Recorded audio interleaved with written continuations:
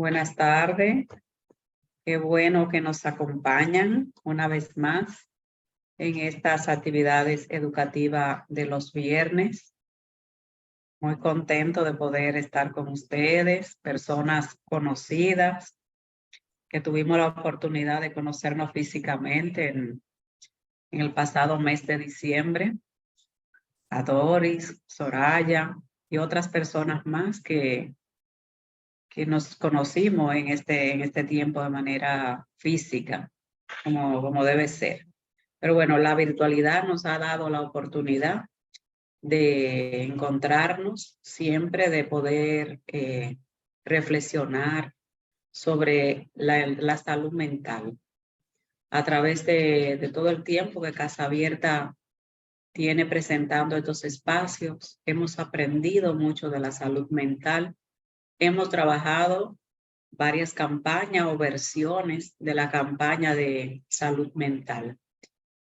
Ahora estamos bajo la sombrilla de la campaña Cuidar la Salud Mental, una acción por la vida. Bueno, sean bienvenidos, bienvenidas. Recuerden que este es un espacio de todos y todas. En este mes de febrero comenzamos hablando de las relaciones.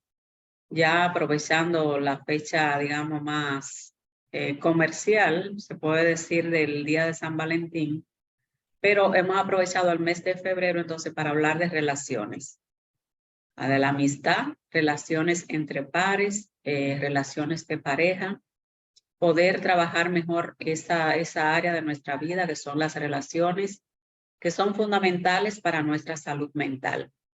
Y en el día de hoy vamos a trabajar justamente las relaciones entre pares, entre estudiantes. Cómo podemos promover la relación sana entre pares, entre estudiantes, para de esta manera poder prevenir el bullying, que es el acoso escolar. Cómo si promovemos esas relaciones sanas, podemos estar haciendo prevención. El facilitador nos va a dar estrategia de cómo hacerlo. Cómo es que podemos promover las relaciones sanas en esa población. Un tema de tanto interés que cada vez cobra mayor fuerza en nuestras escuelas, que es el bullying. Vamos a ver cómo nuestro facilitador nos acompaña y además con todos ustedes las reflexiones que podemos hacer para enfrentar esta problemática del bullying. Nos acompaña nuestro querido Sugel de la Cruz. Sugel es parte de Casa Abierta, aunque ya no está como ya directamente parte del personal, pero sigue siendo un colaborador. Es como una marca Casa Abierta, Sugel de la Cruz, que ha aportado mucho desde la sede de San Francisco de Macorís. Y claro, ha venido aquí a Santo Domingo, a Santiago también, a través del arte, a través de los títeres, apoyarnos en esta tarea de prevención. Sugel es psicólogo escolar, egresado de la Universidad Autónoma de Santo Domingo, de San Francisco, especialista en inteligencia emocional y en habilidades para la vida, experto en acompañamiento para la prevención del uso problemático de sustancias y videojuegos, un trabajo que hizo muy de cerca en Casa Abierta. Es entrenado por el Consejo Nacional de Drogas en el programa Familias Fuertes, que es un programa de amor y límites. Certificado por el Infotec en premios auxilio psicológico. Por el CONANI también es certificado en crianza positivo. Nuestro querido Sugel fue Premio Nacional de la Juventud en el año 2018. Y actualmente tiene un diplomado ya en neuropsicología educativa, que desde ahí nos va a dar muchos recursos, y es maestrante. Aún no termina la maestría en neuropsicología por el ISPE de España, pero ya está en su proceso ya finales. Tiene bastante conocimientos que nos va a poder compartir en el día de hoy. Sugel es cofundador del Instituto Regional Psicoeducativo RESIL, un centro terapéutico allá en las ciudades de San Francisco que ha tenido muy buena acogida, mucho éxito. Sin más preámbulo, Sugel, el escenario es tuyo. Bienvenido otra vez a tu casa. Gracias, gracias. Yo encantadísimo, contento de estar aquí en este espacio, que se constituyó un espacio que podríamos decir que salvó muchas vidas, porque la pandemia dio esta oportunidad y como la institución también Casa Abierta lo mantiene, y muchas personas han tenido esta oportunidad de tener mucha información, de formación, de acompañamiento. Aquí. Hoy vamos a ver algunos elementos partiendo desde cómo funciona el cerebro del niño en el ámbito educativo y cómo podemos fomentar relaciones sanas para que de esa manera, entonces, los estudiantes o los niños, adolescentes, niñas, no sean protagonistas de hacer bullying. Creo que de lo que menos vamos a hablar es de bullying, similar cuando Casa Abierta trabaja temas de drogas, porque ponemos delante los estilos de vida saludable, factores de protección, y con eso no es necesario incluso mencionar en este caso el tema de bullying, pero todo va encaminado naturalmente a la prevención de eso. Vamos a ver algunas informaciones también dirigidas a docentes, personas que son docentes, que veo que aquí hay psicólogos, orientadores, que están relacionados al campo educativo. Y vamos de inmediato a ver estas informaciones. Y vamos a ponerlo así. Okay. Entonces, la ciencia del cerebro, ¿cómo aprende el niño? Se habla mucho que para que haya aprendizaje, también para que haya buenas relaciones sanas, el niño debe de estar concentrado, debe haber atención, pero la ciencia ha ido demostrando también que no necesariamente esa atención debe estar sujeta a que el estudiante esté todas las horas sentado en una butaca, en una silla, solo enfocado en una sola actividad. Más bien, esos niños inquietos son muchas veces aprovechados para participar en actividades que requieren creatividad, actividades lúdicas, culturales, en centros educativos, en las instituciones, en la comunidad. Entonces, la ciencia nos va demostrando que un cerebro estático es un cerebro que crece de manera inútil, ¿verdad? Entonces, importante es, ¿están viendo la presentación? Sí, está bien. Sí. Entonces, es importante que podamos ir comprendiendo eso, ¿verdad? Entonces, tengo algunos apuntes también que vamos a compartir con ustedes. Bueno, quiero ver.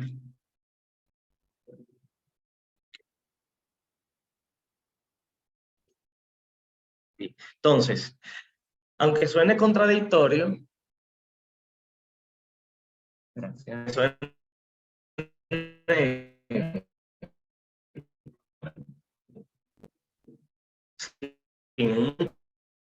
miro, entonces hay mucha actividad.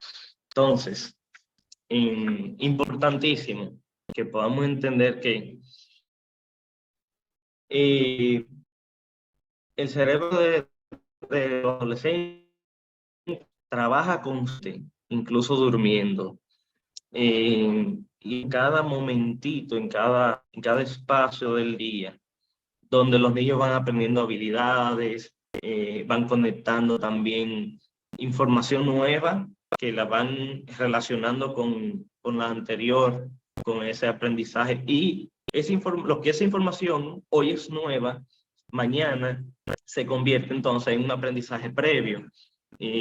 Están constantemente procesando información que se relaciona con ellos, pero también se relaciona con sus compañeros, compañeras, pero también se relaciona con sus maestros. Y voy un poquito más allá. Se relaciona mucho también con las conserjes, con el portero, con el padre del otro niño.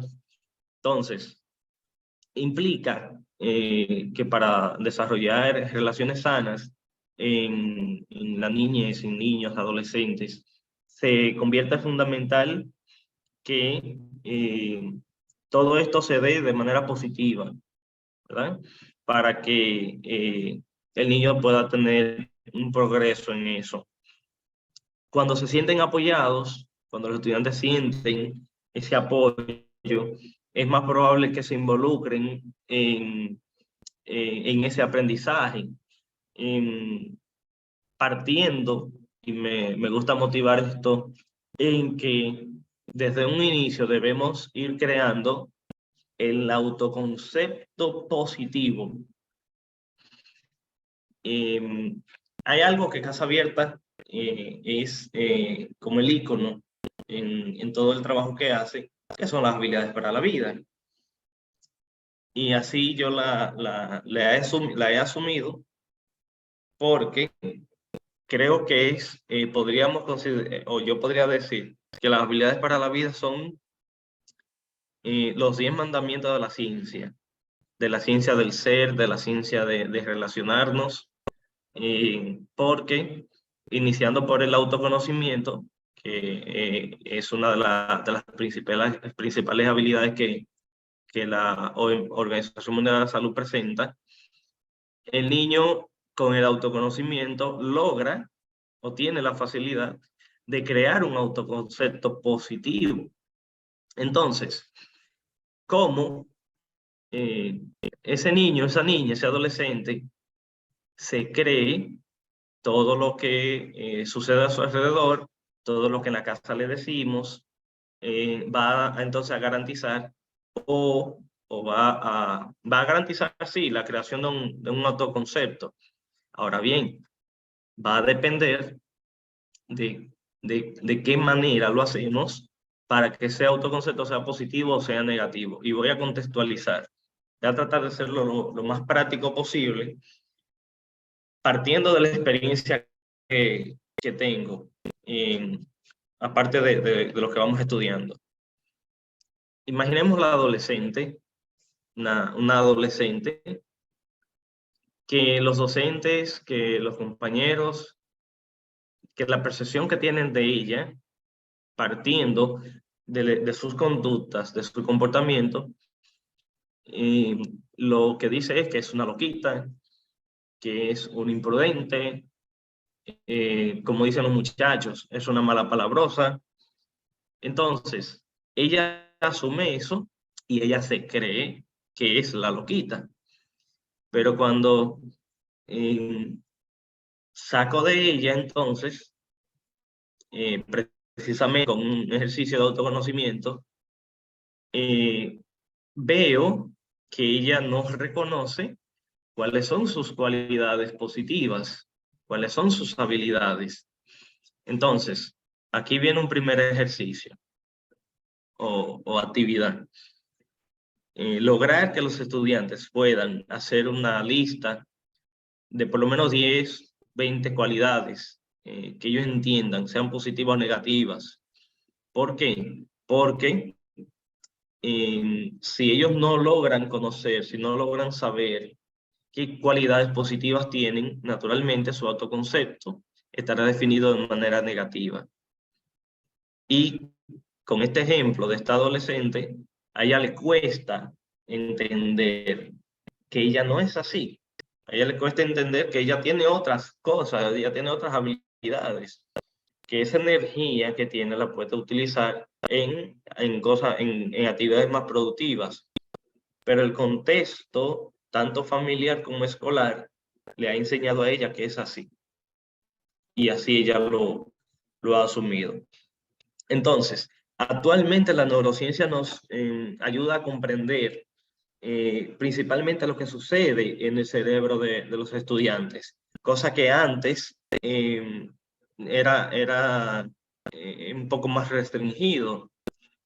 Y viene ahora entonces también a chocar con con la tradición que tienen países como el nuestro. Y pongo otro ejemplo. Hay niños que necesitan estar en movimiento para aprender.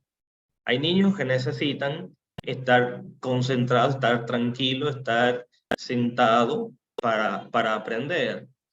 Entonces, hay un mundo diverso en cada uno de los estudiantes que hace que el maestro tenga un reto mayor, pero el profesorado actual está preparado para enfrentar ese reto.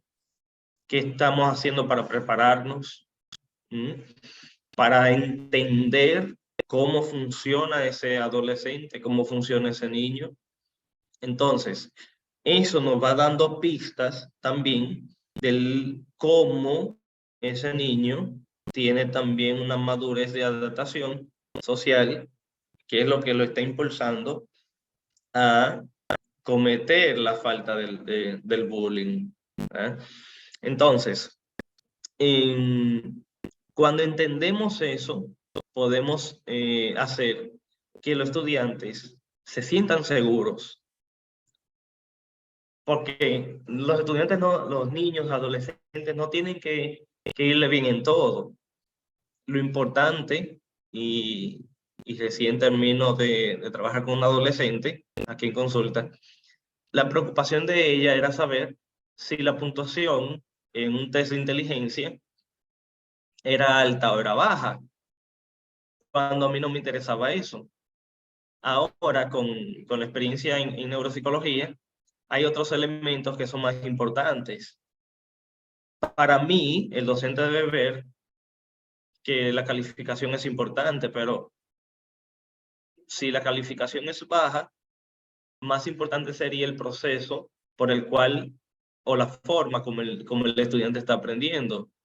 Entonces, de igual manera, podemos tomar eso como un referente para entender cómo es la adaptación social de ese estudiante con relación a esa falta nombrada en el sistema educativo dominicano como acoso escolar o bullying.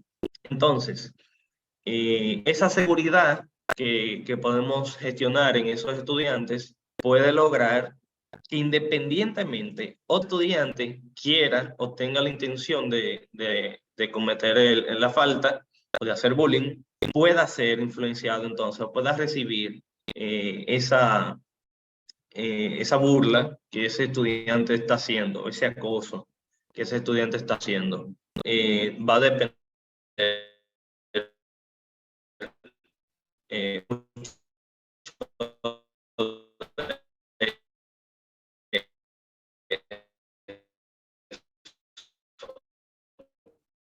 hay otro elemento también que se toma en cuenta. Empezamos a trabajar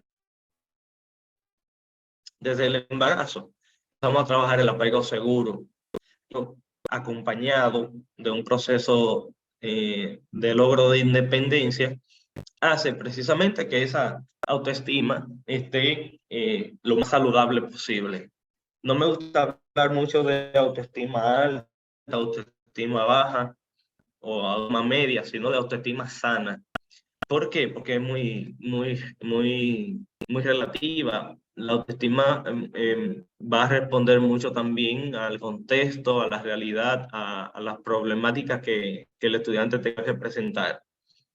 Entonces, frente al bullying, una autoestima media, como comúnmente se conoce, o en límites de inferioridad, naturalmente también que va a influir en que se dé con más facilidad esta acción. Entonces, Perdón, Sugel.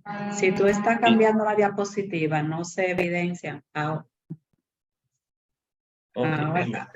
okay. Sí, ahora pasó una diapositiva, pero no habían pasado, si había pasado tú antes. Ok. No, no, no, porque no son Ok, muchas. perdón. No, está bien, Sí, disculpa.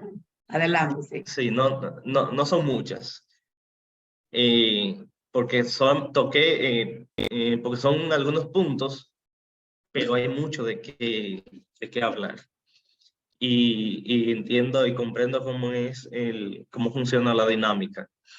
Entonces, eh, cuando tenemos relaciones positivas, naturalmente el grupo está motivado, el niño, niña, adolescente está motivado a poder asumir retos, está motivado también a, perdón, a ser solidarios, aplicar también la habilidad de la empatía, porque eh, naturalmente se siente agradable y con los demás. Y esto entonces ayuda a que cada una de esas interacciones, cuando fomentamos las relaciones positivas, entonces tenga un efecto sumamente poderoso en el cerebro del niño.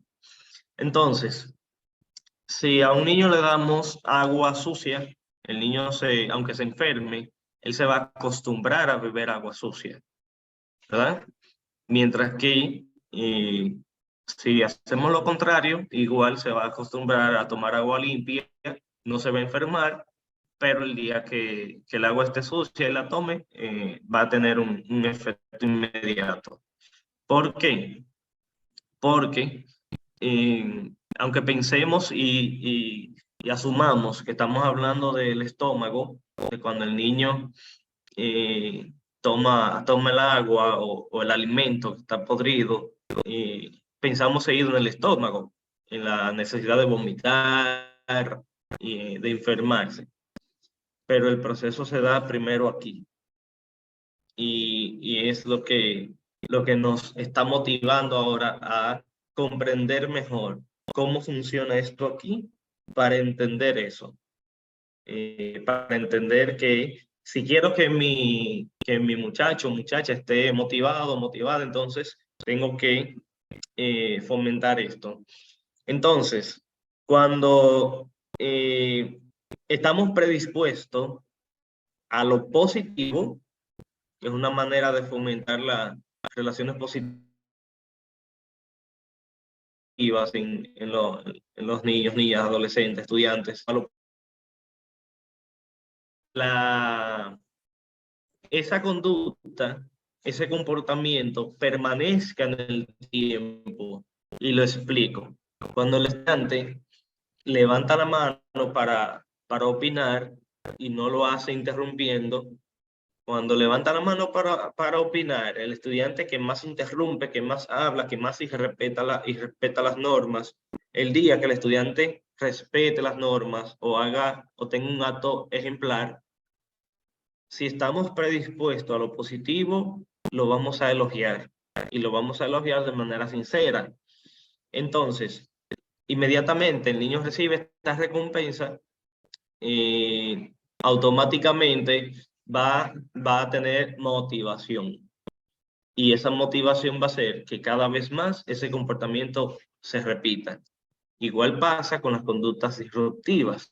Cuando eh, fortalecemos las conductas disruptivas, que muchas veces lo hacemos sin darnos cuenta, cuando le decimos, por ejemplo, o le recalcamos al estudiante, tú sí hablas, tú sí te paras, entonces el estudiante lo va asumiendo y así lo va aprendiendo. Entonces,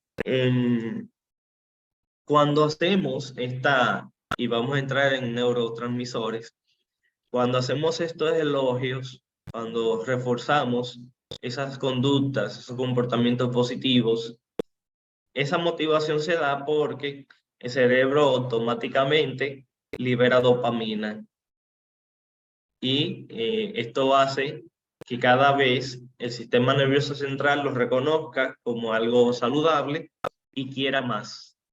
Ah, pero usted no le dio más nunca un elogio, usted se olvida de ese muchacho, no va a haber más dopamina. Entonces, es importante. Pero ¿qué sucede? Que a medida que lo vamos haciendo, vamos creando un ciclo donde el estudiante pasó el proceso de liberación del neurotransmisor, pasa a otra actividad, pero el niño entonces pasa a otra situación, el niño es reforzado positivamente,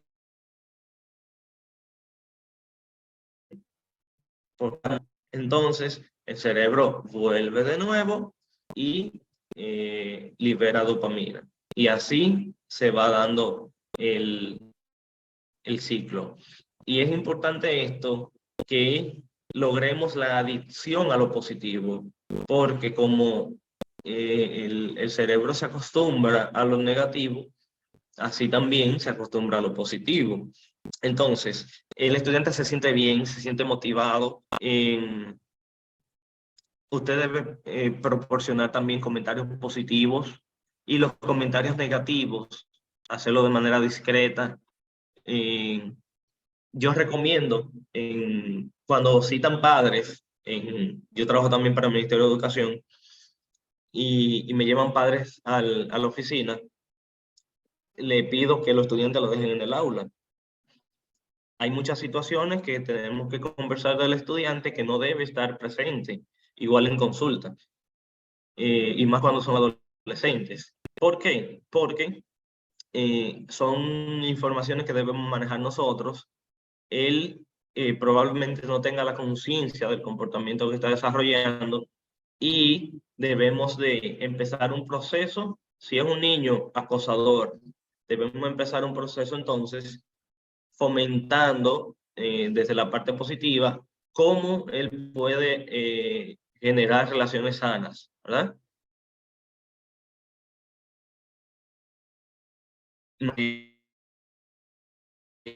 Es el concepto de una etapa importante, sí,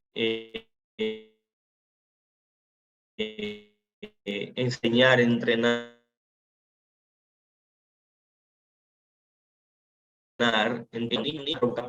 así en tercera persona, él entiende entonces cómo se da la situación y lo traspola entonces a una primera persona.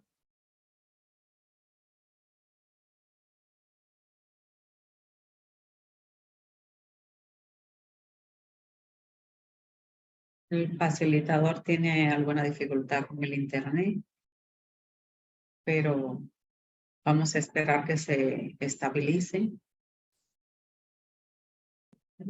Sujel, ¿nos puedes escuchar?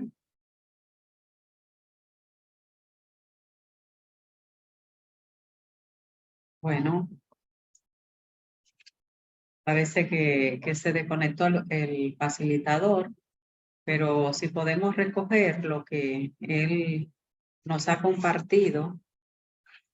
Bueno, ya viene. Estén pendientes para hacer el resumen de lo que él nos va compartiendo para que nos quede mejor los aprendizajes. Adelante, Sujel.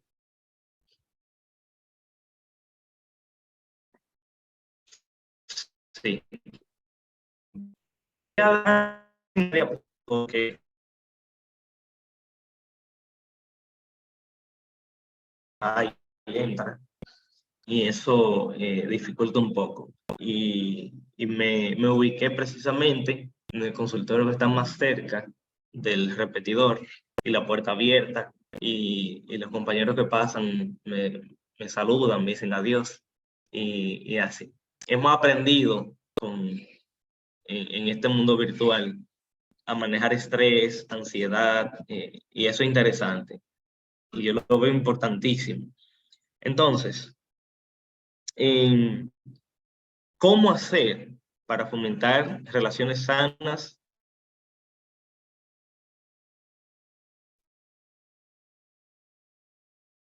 y voy a tomar a la práctica. Sugel, te están sugiriendo y creo que bueno que sí, puedes quitar tu cámara si quieres para que el internet te funcione mejor.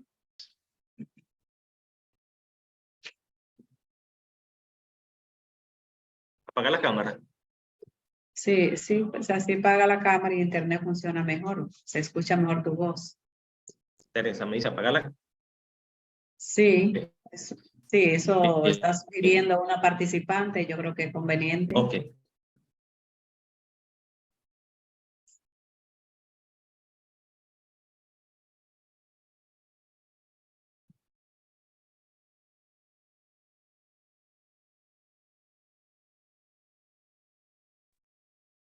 No creo Seguimos que- entonces. Estamos ahora aquí. sí.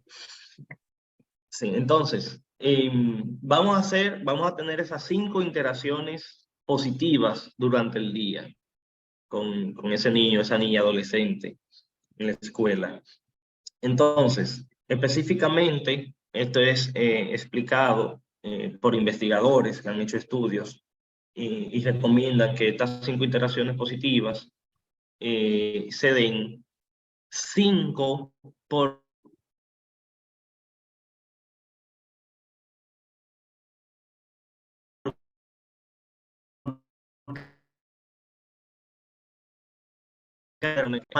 eh, iteraciones. Por cada negativa, 5 positivas. Por ejemplo, los estudiantes que tienen, por ejemplo, déficit de atención con hiperactividad, pueden recibir constantemente recordatorios para que lleguen a tiempo después del recreo, después de cada cambio, y para que permanezcan enfocados en el trabajo también. Esto podría ayudar muchísimo como una estrategia en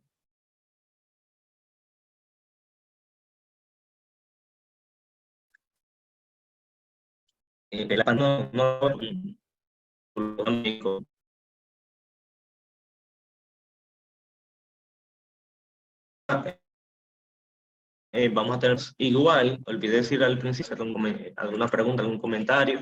Siempre me gusta mucho más. Así, aunque la dinámica es que al final se hacen las preguntas o los comentarios del lugar.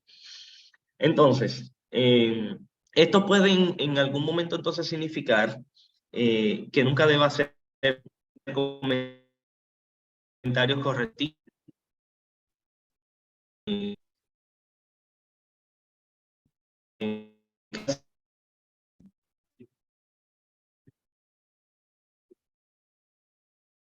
Pero si ya es de manera reiterada, entonces ya debe llamarle la atención. Esto no tiene que considerarse una interacción negativa como tal. Ahora, si ya hay un cruce de palabras, si hay emociones también de por medio, entonces usted lo asume y por eso es que ser docente, ser profesor, ser maestro, es una profesión tan compleja que creo que no todo el mundo debería estudiar magisterio.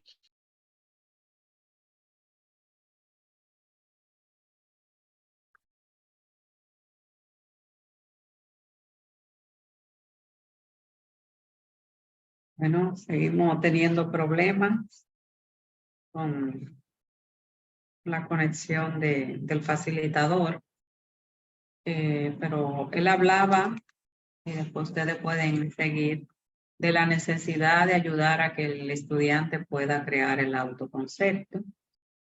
Y daba ejemplos de cómo, bueno, ahí vuelve el facilitador, de cómo podemos ayudar a que el estudiante tenga un buen autoconcepto.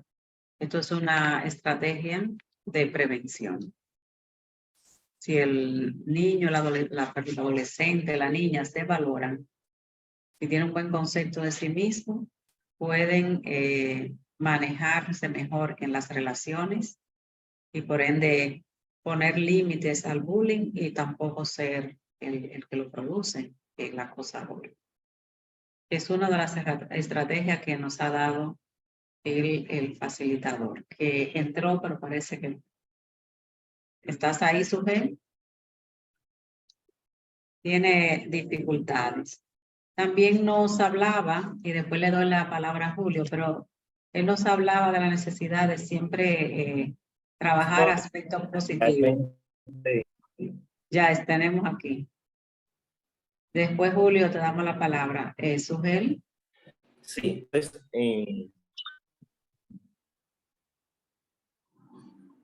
sí, entonces decía, y creo que ya de este equipo no se va a desconectar.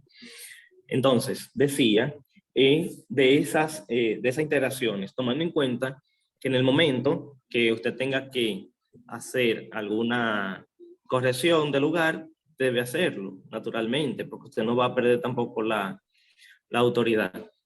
Entonces, en ese caso, recuerden, por cada interacción negativa, 5 positivas. Continuamos entonces. Vamos a ver ahora cómo las relaciones positivas también pueden crear espacios seguros para lograr el aprendizaje.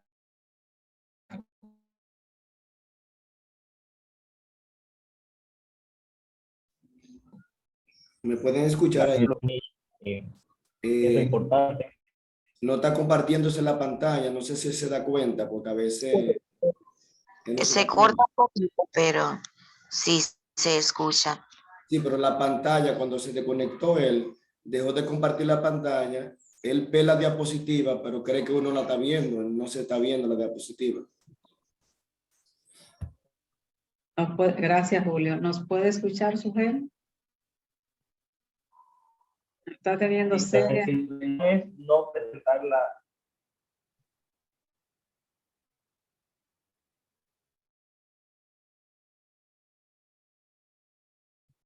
¿Nos escucha, Sujel?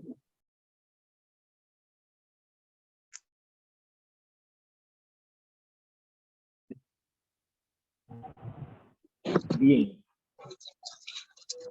Ahora sí. Entonces, A ver. ¿me escuchan? Se escucha. Muy bien. Entonces, la intención es no compartir la diapositiva porque solamente son títulos por el tema de internet. Y ahora me moví a otro consultorio para mejorar también. El día hoy, no sé, pero en otras ocasiones ha funcionado bastante bien. Entonces, esas actividades sociales en los niños, principalmente los adolescentes, hacen que el cuerpo libere hormonas oxitocina.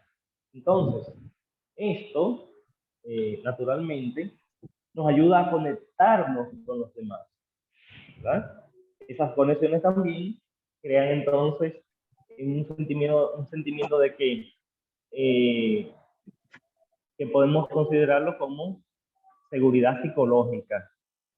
Entonces, cuando los muchachos, las muchachas se sienten psicológicamente seguros, muy posiblemente que puedan participar en ir a la pizarra, en su autoestima escolar, por ejemplo, que sea saludable, que puedan hacer preguntas, que intenten hacer alguna tarea aunque sea muy difícil, que hablen en un tono de voz apropiado, como es lo que esperamos, porque se sienten bien, se sienten psicológicamente seguros. Entonces, vamos a pensar de qué manera esto implica en la vida de estos muchachos. Si tiene un profesor, si tiene un director, si tiene un padre, una madre, que les apoya y ofrece seguridad psicológica, tanto en la casa como en la escuela, probablemente entonces que se exija más y que él pueda tener nuevas ideas de cómo enfrentarse a los retos que tiene, ya sea de la vida diaria como también académica. Entonces, desarrollar una de las estrategias o de las necesidades para fomentar estas relaciones sanas en los muchachos es desarrollando propiamente la seguridad psicológica. Es muy difícil para algunos estudiantes, para otros es más fácil. Como decía en un momento, no todos son iguales, no todos actúan igual, no todos tienen la misma madurez, y esto naturalmente es una estrategia, pero para que usted no se sienta mal, esté seguro de que no va a funcionar igual en todo. ¿Ah? Entonces, vamos a hacer un ejercicio pensando en la última vez que vio a un estudiante que parecía reaccionar de manera exagerada. Vamos a traspolar nuestra mente a ese momento. Ese comportamiento puede ser el resultado de un trauma, de un estrés crónico. Imagínense ustedes un estudiante que vive con la abuela porque su madre está presa, porque mató al papá. Entonces, imagínense ustedes con qué seguridad psicológica va a tener ese niño. ¿Cuál es el reto del docente en ese caso?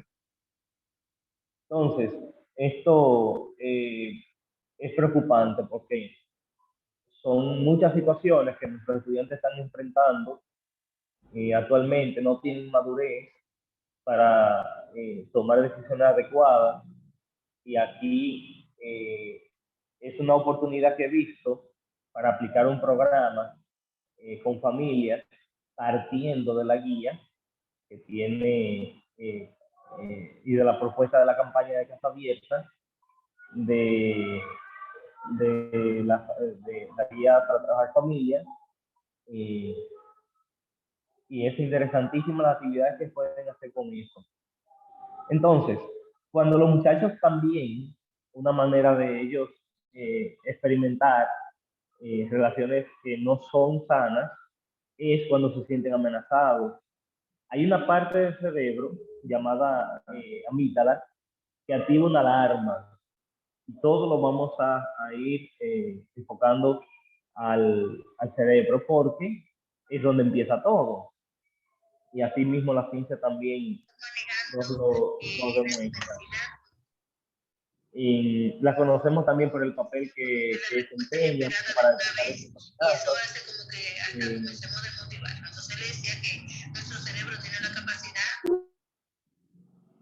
Ok. Entonces,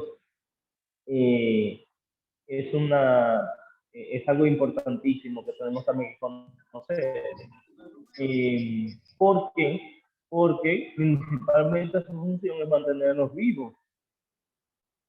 Si hay en nuestro contexto se presenta alguna situación peligrosa para nosotros y nuestro cerebro sanamente no responde, naturalmente que vamos a estar en peligro. Asimismo también el estrés. Que los muchachos experimenten estrés no es malo. Lo que sí tenemos es que aprender a enseñarles a ellos a manejar el estrés de manera saludable, y así también podemos lograr que esas relaciones sean lo más sanas posible. Entonces, ¿qué sucede cuando tenemos problemas asociados a esta área del cerebro? Los muchachos evitan hacer las tareas o copiar lo que está en la pizarra, prefieren mejor estar con la cabeza puesta debajo, puesta encima de la butaca.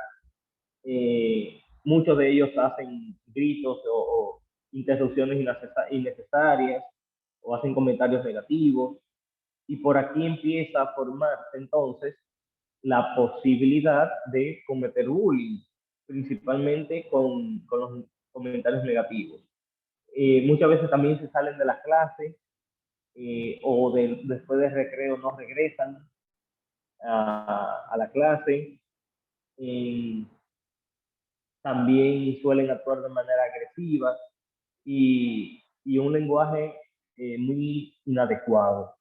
Les confieso que es algo con lo que vivo cada día, y yo trabajo para el Ministerio de Educación en un centro educativo en una zona de muy alto riesgo, donde el Ministerio de Interior y Policía, según la política que ellos implementan, fue intervenido. Pero más que eso, las dificultades que hay allá de cultural, cómo las personas han aprendido a vivir dentro de ese contexto violento, del uso problemático de sustancias, es muy difícil. Las familias también disfuncionales que tenemos ahí, y todo esto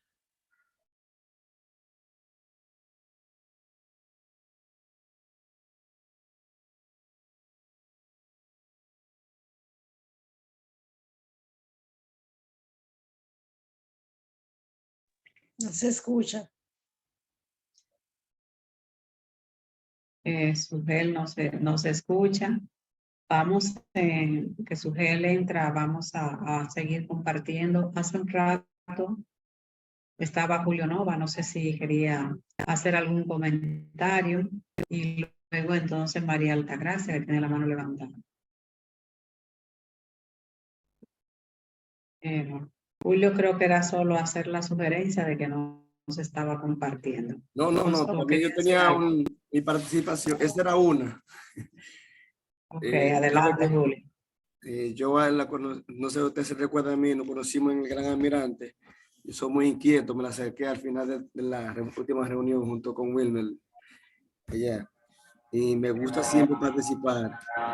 Y me interesó bastante este tema, o me interesa porque todavía estamos en el desarrollo. Ojalá y estamos orando para que el profesor pueda, el colega psicólogo, pueda realizar su charla. Veo que se está grabando en Facebook también. Lo único que en el Facebook también se graban los errores, no sé. O sea que también ahí sería un poco, porque está siendo un poco extrajudicial.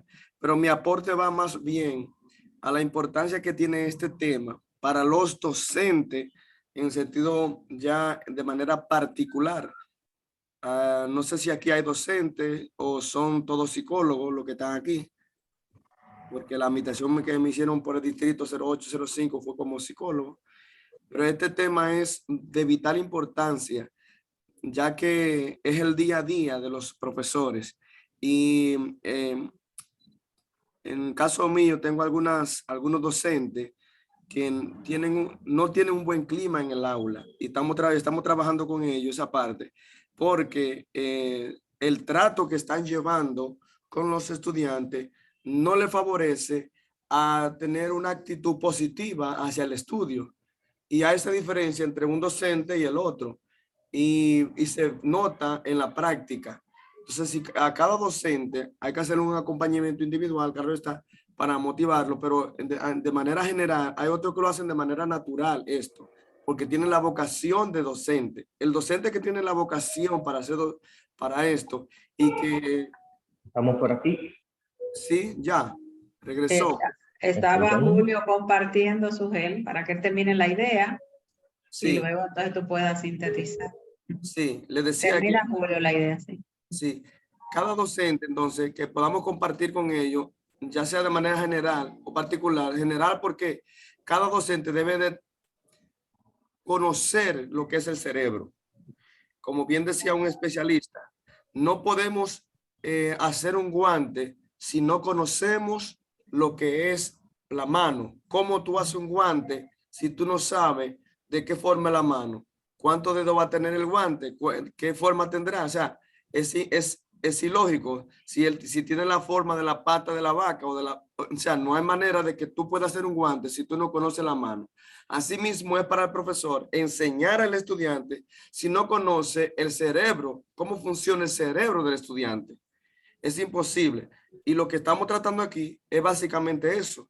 Cómo funciona el cerebro del niño y cómo responde ante la dirección del maestro y cómo responde ante las vivencias que tiene, ya sean positivas o negativas en el hogar, y cómo el docente manejarse entre ese ambiente de cada uno de sus niños, que tiene cada uno sus necesidades particulares y específicas, y otras necesidades que son generales para todo, como el clima, la iluminación y la motivación, que es para todo. Entonces, este tema, vamos a ver si ya ahora podemos escuchar a el maestro de la Cruz para que él pueda desarrollarlo y nosotros poder replicarlo, y ojalá y nos compartan también esa diapositiva, y no solamente diapositiva porque son títulos, sino más bien el contenido del tema, para nosotros replicar eso en los centros educativos. Muchas gracias. Gracias a Muy ti, bien. Julio. Vamos a concluir con algunas estrategias que creo que en 2 minutos lo podemos hacer, y bien puedo compartirles entonces a Teresa el contenido que elaboré para compartir con ustedes. Y eso para mí es importante, compartir lo que hacemos, lo que vamos aprendiendo. Entonces, vamos a ver entonces ahora, para cerrar, qué cosas podemos hacer. Entonces, vamos a comenzar primero por pensar en qué comportamientos y habilidades queremos modelar con los estudiantes. Esto es poniendo el ejemplo yo. Y hay un tema, no sé si lo había compartido con ustedes, que podemos ya más adelante, cuando entiendan, hacer un cruce entre este tema y cómo el docente maneja la disciplina del aula también. Entonces, para el manejo conductual en estudiantes de menor edad, es importante que usted pueda, por ejemplo, hay estrategias como recordatorios. Esto es que le puede decir al muchacho, por ejemplo, que le puede mostrar y recordar de manera bien clara, precisa, cómo abordar situaciones difíciles. Ahí podemos utilizar incluso el semáforo de las emociones. Podemos utilizar registros conductuales. También hay un programa en Excel que podría también compartirles para un registro conductual de los estudiantes. Para los niños pequeños, que son más propensos a que los adultos, a que puedan ellos imitar lo que hacemos los adultos. Por ejemplo, es todavía mucho más complejo. La corteza prefrontal en los niños, por ejemplo, del nivel inicial de preprimaria, es la parte del cerebro que nos permite elegir dónde dirigir nuestra atención, regular nuestros comportamientos, nuestras emociones. Por eso quitar, que usen menos pantallas y más manipulativos, por ejemplo. Es importante tener control de esto. Esta termina de desarrollarse entre los 20 y 25 años de edad aproximadamente.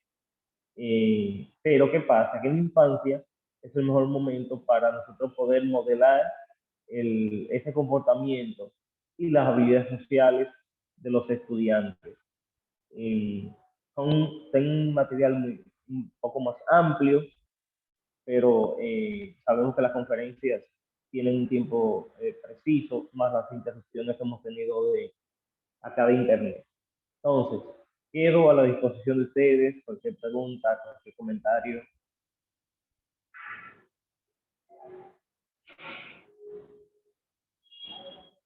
Excelente, Sugel. Gracias por todo el esfuerzo que has hecho.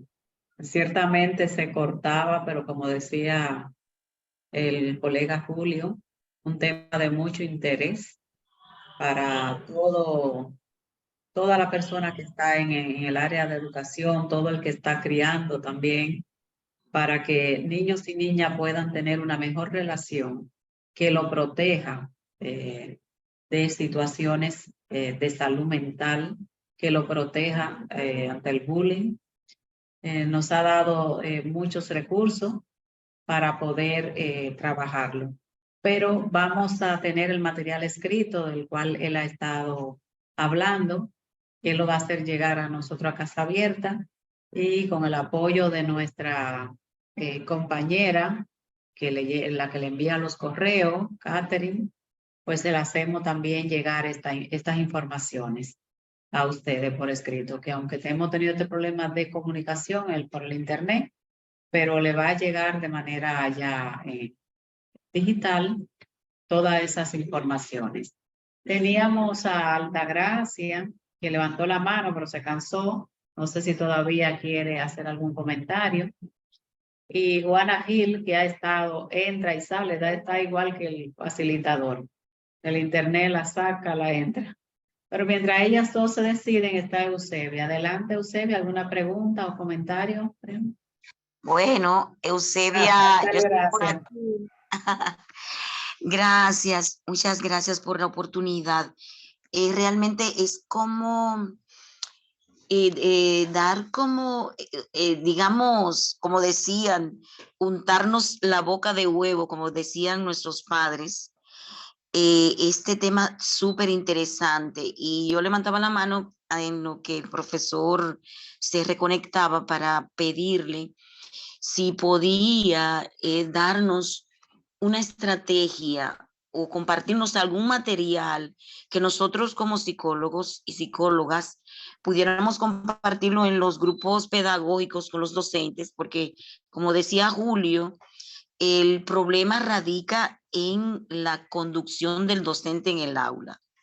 O sea, la mayor parte, porque, y principalmente en primaria, cuando hay un solo docente, que, bueno, aquí, digamos, entre nos, como dicen por ahí, y que no queremos tampoco tenerlos en contra, pero hay muchos docentes que son tóxicos, hasta el punto de decir, no, se van a necesitar barrenderos y gente que trabaja en el ayuntamiento, y no, y aquí no dan, es completamente un refuerzo negativo constantemente. Entonces, ¿qué motivación tienen esos muchachos cuando te puede llevar la charla más motivadora del mundo y ni siquiera se atreven a hablar porque que no tienen esa asertividad, esa libertad de expresarse? O sea, es como, yo no, realmente es algo frustrante, que yo creo que aunque sea en un tiempo un poco largo, algo debemos hacer para sanar esa situación, porque es que es demasiado repetitiva esa conducta, o más bien ese sistema dictatorial, autoritativo, denigrante de muchos docentes hacia los estudiantes. Entonces nos dejan a nosotros, a los psicólogos, casi un poco con las manos atadas para trabajar.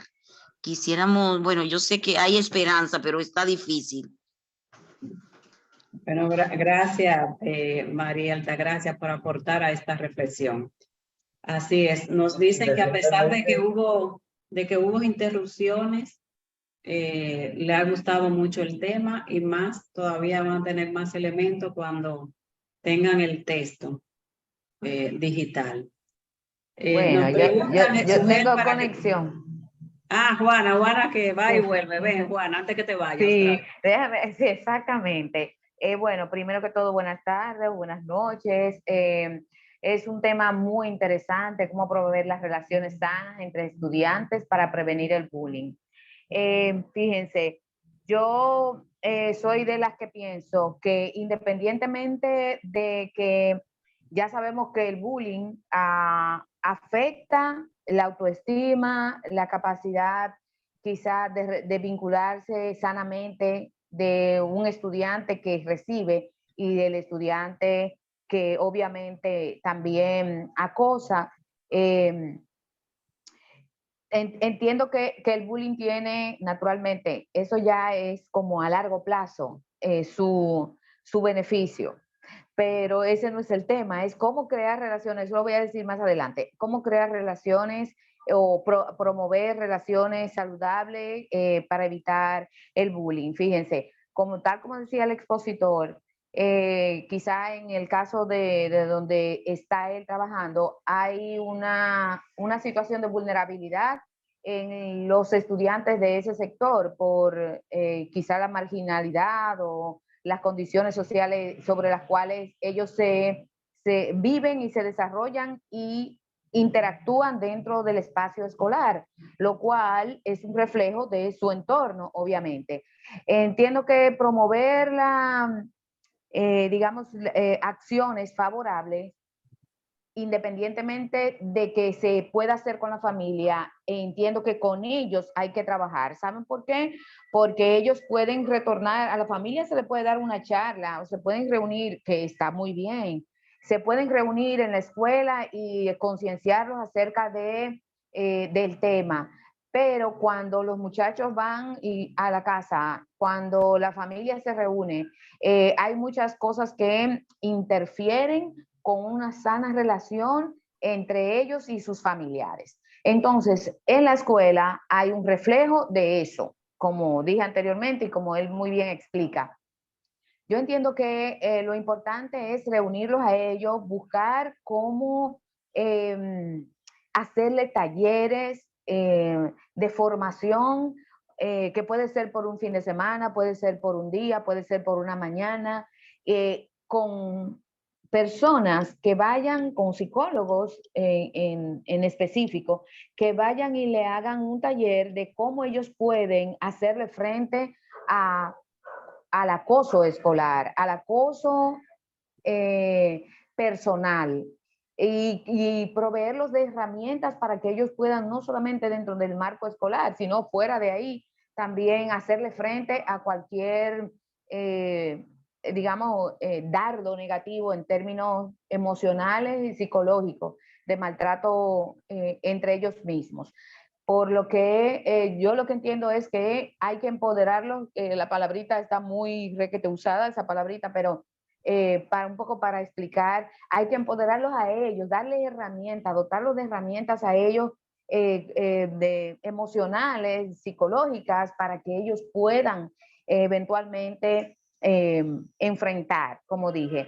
Parte de lo que yo le digo a los niños cuando me dicen que le hacen bullying es como si fuera un eslogan o un pequeño discurso. Mira, entiendo que tú me estás agrediendo, es porque en tu casa o tu familia te han agredido a nivel, no así exactamente, hay que saber explicarle de manera más sintetizada que ellos puedan eventualmente con una frase simplemente defenderse y poder salir airoso de un acoso escolar, del bullying. ¿Sí? Entonces, es como eso a grosso modo. Y aprovecho también para decir que he tenido mucha interferencia con la comunicación y he estado entrando y saliendo, y precisamente grabé algo acerca de eso porque entiendo que eso está sucediendo, no sé si será casualidad, después del terremoto o ¿cómo se llama? Del temblor de tierra aquí. He visto muchos casos, muchas veces la interferencia a nivel tecnológico, y asumo que es por eso, aunque no necesariamente. Bueno, pues muchas gracias y perdonen el tomar tanto tiempo, el espacio. No, muchas gracias a ti. Muchas gracias, qué bueno, se arregló tu internet. Muy claro, muy buenos aportes a esta actividad, igual que María Altagracia. Aquí estamos llenos de profesionales que también trabajan en las escuelas y tienen su propia experiencia, su estrategia de qué le ha funcionado para promover esas relaciones sanas. Igual que Julio Nova, que también va a hacer un nuevo comentario. Julio. Bien, yo creo que hay que focalizar 3 aspectos fundamentales para aplicar lo aprendido en esta charla. Y no solamente por la charla, sino por las participaciones que hemos tenido también. Excelente participación de la compañera. Y es que hay que tomar en cuenta, número 1, la característica del niño, su ambiente y el autoconcepto que tiene de sí mismo. Esa parte la podemos trabajar de manera individual con el estudiante desde la unidad de orientación y psicología cuando detectamos casos de bullying. Y también de manera grupal para prevención, mejorar el autoconcepto. Lo digo experiencia que tuve recientemente con un niño que está repitiendo el primero de secundaria y él tiene una conducta de burlarse de los demás y los demás se burlan de él, a él no le importa, él lo que le importa es como si fuera un relajo, pero entonces hay otro que sí le importa la burla que él hace. Entonces, cuando me di cuenta es que él cree que él es un mal estudiante. Al él creer que es un mal estudiante, todo lo que él hace en el aula es en base a ese concepto que tiene de sí mismo, como que él es un mal estudiante. Y es un niño que tenía dificultad para organizarse. Estando en primero de secundaria, séptimo grado anterior, tenía dificultad para organizar aún los cuadernos. Toda la clase en el cual hacía en el cuaderno de pelota de un jugador que le gustaba, porque ese era el que le gustaba. Trabajamos con la familia, eso ya le está aprendiendo a que no debe hacer la clase en un solo cuaderno. Pero eso también hay que trabajarlo con los docentes, para que ellos también se den cuenta y tengan un control de sus cuadernos en secundaria. Y también el maestro en primaria, en el caso yo tengo un hijo que está en primaria y él lleva bien organizado su cuaderno porque los maestros así lo han enseñado y nosotros también.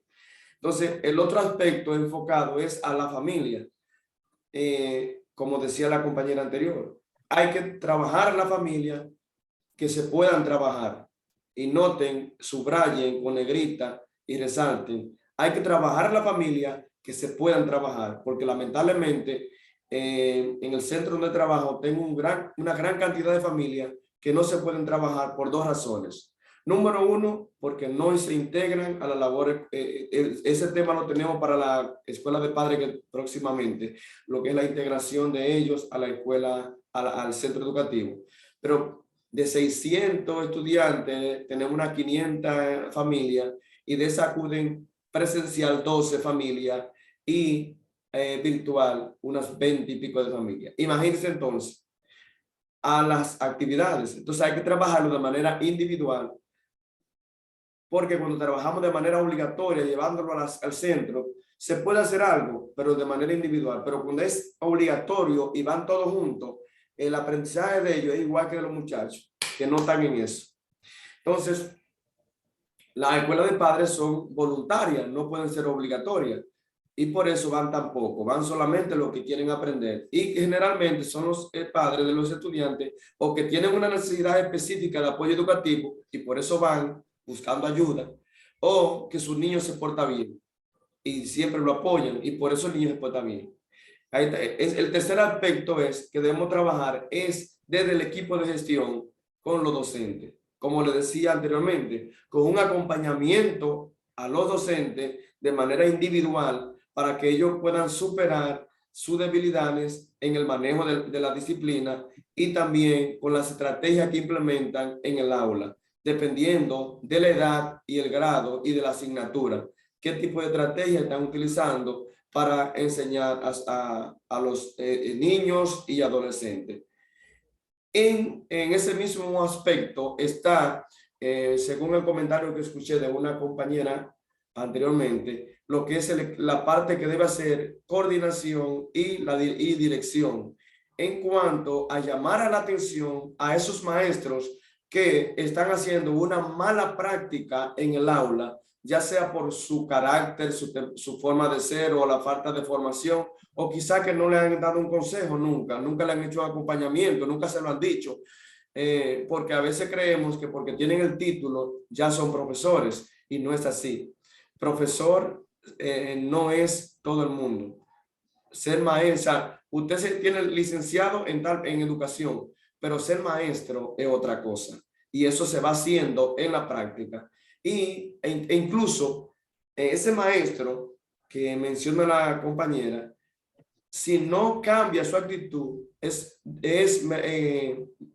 hay que hacerle incluso un memorando, pero ¿cómo usted le va a hacer un memorando si no lo ha acompañado? El psicólogo debe hacer un acompañamiento en el aula. La coordinadora o el coordinador debe hacer un acompañamiento en el aula. Debe ser llamado por coordinación y psicología frente a la directora para darle una orientación sobre la manera en la que se está refiriendo a los estudiantes. Y en tercer lugar, entonces, en cuarto lugar, entonces se le hace un memorándum si no cambia de parecer. Y ya usted sabe lo que eso implica. Es decir, que el trabajo es diverso, lo que tenemos que hacer para que al fin y al cabo lo que nos interesa es que los estudiantes adquieran el aprendizaje de la manera más lúdica posible, más receptivamente, que sea más receptivo para la enseñanza y que sea menos, el ambiente sea menos hostil en el aula, tanto por los compañeros de aula como por el mismo docente, en este caso, que está generando el docente un ambiente hostil donde al niño le va a desagradar, porque lo que le está escuchando, si es un adolescente, lo va a enfrentar. Y si es un niño menor de 10 años, se va a creer ese concepto y va a tener un bajo concepto de sí mismo. Entonces, notan el gran abanico que hay que implementar para poder desarrollar esta estrategia, y hay que trabajarlo con sabiduría. Es decir, que tenemos mucha tela por donde cortar en este tema para poder implementar entonces las nuevas estrategias que establece la neurociencia en el ámbito, la neuropsicología, perdón, y la neurociencia también, la neuropsicología en el ámbito educativo. Recientemente estamos iniciando la maestría en esta área y es para mí chocante.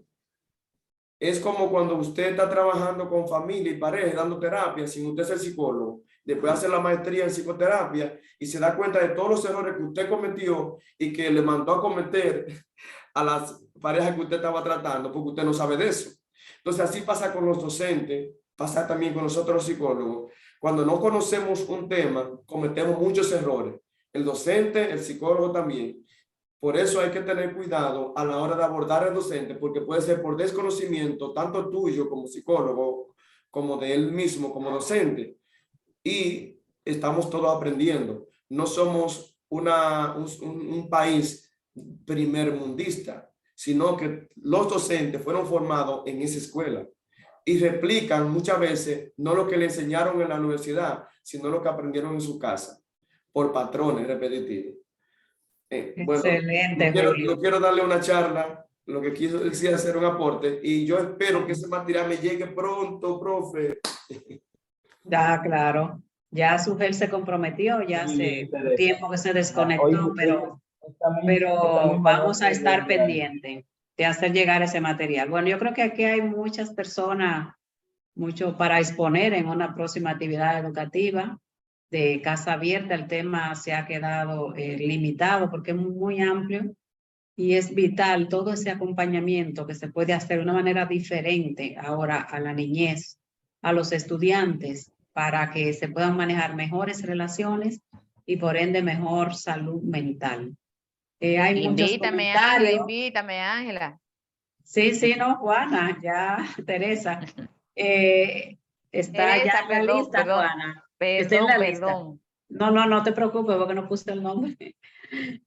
Así que ya está en la vista para que podamos seguir discutiendo de estos temas, las personas que han estado haciendo aportes. Finalmente, quiero leer algunos de los aportes de las personas que han estado. Dice, los adolescentes tienen una lucha constante con ellos mismos y su lucha por sobresalir le hace incurrir en violentar como mecanismo de autodefensa. O sea, hay que conocer muy bien las etapas de desarrollo para poder acompañar de manera adecuada. ¿Cuáles son las necesidades? Y Pedro dice que los docentes han de poner el alma y su corazón en el momento presente que envuelve a los alumnos y alumnas. Muchas gracias, así es una vocación. Muy de acuerdo con que la familia es primordial para que los jóvenes y adolescentes puedan cultivar una estima sana. Una oportunidad de esta sesión para como organización propiciar espacio para compartir buenas prácticas en relación a la promoción de relaciones positivas para prevenir el bullying. Y así otros comentarios que nos ayudan tanto para continuar con estas actividades educativas. Sin su presencia, sin su participación, no serviría de nada. Y hoy hemos tenido una excelente reflexión a pesar de la dificultad de conexión del facilitador. Muchas gracias por acompañarnos y siempre, como está Ingrid aquí, aunque él no esté presente, le va a llegar ese aplauso que le vamos a hacer a Sugel para que en otra oportunidad también nos pueda acompañar y que pueda tener mejor conexión para poder aprovechar mejor sus conocimientos. Juan Radamés está ahí de la Rosa, director, si quiere cerrar para el director de Casa Abierta, que tenemos el honor de que nos acompañe antes de dar el aplauso. Adelante, Radamés. Gracias. ¿Se escucha? Sí, señor. Bueno, yo puse la cámara básicamente para dar el aplauso, no para que me pusieran a hablar. Pero bueno, nada, muchas gracias, Teresa. Y a todos ustedes. Teresa. Sí. En conclusión, ya antes de que Radamés cierre con la no, Soraya quiere decir algo, Radamés, espérate, que le tenía la mano levantada. Es muy importante y muy valioso que cuidemos las palabras, ya que las palabras tienen poder. Entonces, sí. Al fin y al cabo, son las palabras que generan toda la problemática emocional y todas las inconductas. Entonces, debemos de promover el cuidado de las palabras y emitir palabras positivas. Así es. Así lo decía el facilitador. Gracias, Soraya. Ahora sí, Radamés. Bueno, voy a decir que lamento mucho las dificultades que hemos tenido hoy con la internet, para que la exposición del colega Sugel hubiera sido de mayor aporte a todos nosotros. Mi primera experiencia como psicólogo orientador fue como orientador psicólogo en un colegio, en una escuela, y eran épocas diferentes. Estamos hablando de los años finales de los años 70, y siento que hoy la labor del educador engloba para mí el orientador, docente, el psicólogo, la dirección, el personal, la familia en general es parte también del sistema educativo. La labor que nos toca desarrollar en el ámbito escolar es una labor muy difícil de poder. Disculpe que me están llamando. Me voy a cortar. Es una labor muy difícil porque tenemos en contra todo un ambiente exterior que influye directamente en la familia, que influye directamente en los muchachos, las muchachas, y que los docentes, el personal en el ámbito educativo tienen una doble lucha, una triple, una cuádruple lucha, vamos a decirlo, por las dificultades que se nos presentan en esta labor. Sin embargo, también es un espacio tan privilegiado. Lamentablemente a nosotros nos gusta mucho hablar de un Estado fallido, cuando hablamos sobre todo de nuestros vecinos de Haití, y nos olvidamos que tenemos un sistema educativo fallido, que no ha sido capaz de adaptarse a la situación que vive la sociedad dominicana, y como alguien ha planteado ahí, muchos docentes también forman parte de un sistema en el que ellos no son parte positiva, sino que alguien decía docentes tóxicos, profesionales de la psicología tóxicos, personas que no deberían estar en el sistema, pero están, porque se convirtió en una forma de conseguir un empleo y no en una forma de trabajar por la sociedad como debe ser. La importancia de la educación en una sociedad es tal que, como alguien también planteaba, no todo el mundo debería estudiar educación, no todo el mundo debería estudiar psicología, no todo el mundo debería estudiar orientación, porque son profesiones, son de alguna manera espacios donde las personas que trabajan en esa área tienen que tener una motivación más allá del salario, más allá de ganarse la vida en algo. Tiene que haber una motivación, una conciencia de la labor que le toca realizar. Y eso se hace en un entorno muy difícil en estos tiempos. Sin embargo, yo quiero animar a todos los que estamos aquí participando hoy a no decaer el ánimo, al contrario, a seguir buscando información, a seguir haciendo cosas, a seguir pensando que ese muchacho, esa muchacha que tenemos en clase, que es una persona problemática, tiene una biografía que tenemos que entender, viene de un entorno que tenemos que entender, y eso ayudaría a que lo podamos mejorar, porque es muy fácil trabajar con los niños y las niñas que vienen de una familia que se ha ocupado de ellos. Nos toca a veces trabajar con niños y niñas que la familia no se está ocupando de ellos, pero están ahí, y nosotros tenemos la responsabilidad de hacer un esfuerzo de trabajar con ellos. Yo creo que estas sesiones nos ayudan un poco a situarnos y a ver los problemas, pero también ver las posibles soluciones que podemos encontrar. Les agradezco mucho a todos y toda esta presencia, a Sugel, por su tiempo dedicado, a los compañeros y compañeras que han tomado la palabra, que han aportado mucho a esta dinámica que sabemos que es así. Ojalá que siempre tengamos espacio para poder conversar luego que el facilitador o la facilitadora completa su exposición, porque eso es lo que enriquece estos espacios. Muchas gracias y espero poder verles en otras ocasiones. Excelente. Ahora sí, el aplauso. Abran sus cámaras. Vamos a ver sus rostros. Vamos al conteo de 3 y en honor a Ingrid vamos a dar ese aplauso a Sugel, que él lo recibe. A 1, 2 y 3. Hasta el próximo viernes.